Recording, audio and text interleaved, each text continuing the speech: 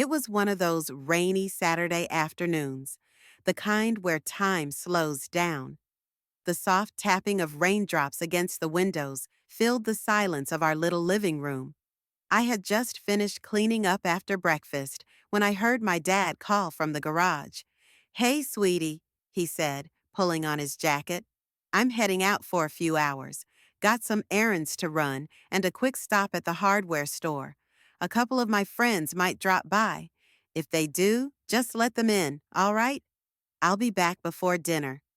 I nodded, not thinking much of it. His friends were no strangers to our home: Mr. Johnson from next door, Mr. Miller from across town, and Mr. Carter, who used to work with my dad years ago. They were practically family, the kind of men who'd seen me grow up and always treated me like one of their own. Once Dad left, I curled up on the couch in my favorite hoodie and sweatpants, hot cocoa in hand, flipping through channels while the storm outside grew louder. Thunder rolled in the distance, shaking the windows every now and then. It made the house feel still, like it was holding its breath. Around noon, the doorbell rang. I lazily got up and peeked through the peephole. It was Mr. Johnson. I opened the door with a smile. "Hi, Mr. Johnson. Come in. Get out of that rain." He stepped in, shaking off his umbrella, and handed me a small paper bag. "Brought some of those muffins your dad likes," he said. "That's so thoughtful of you," I replied, leading him into the kitchen. A few minutes later, another knock. This time it was Mr. Miller, slightly soaked, holding a newspaper over his head like a makeshift umbrella. "Is it all right if I come in?" He laughed. "Of course," Dad said. "You might be stopping by." As I shut the door behind him, headlights lit up the driveway. Mr. Carter arrived next, dashing to the porch with a grin. "Looks like we all had the same idea today."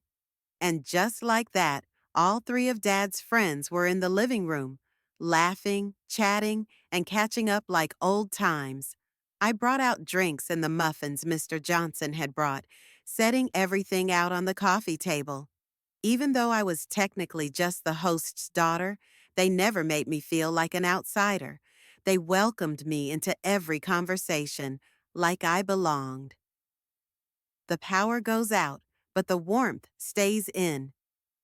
As the storm raged on, the power suddenly flickered, and then poof went out completely. For a moment, we all just sat in silence. "Well, that's just great," Mr. Miller mumbled, peering out the window. "Doesn't look like it's clearing up anytime soon."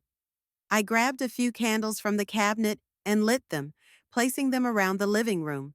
The warm glow wrapped us in a kind of softness, and somehow the room felt even cozier. We all drew closer, sipping our drinks and listening to the rhythmic sound of the rain. The conversation drifted away from small talk and turned more personal.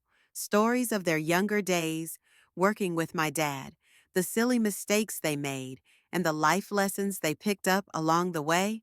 I found myself laughing harder than I had in weeks.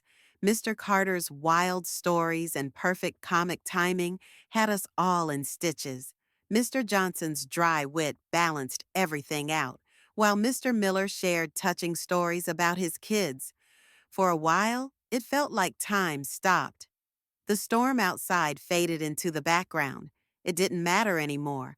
All that mattered was the warmth in that room. A night to remember.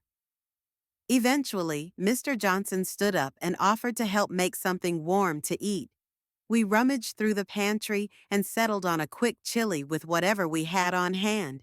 He showed me how to dice the vegetables just right, how to season the pot properly.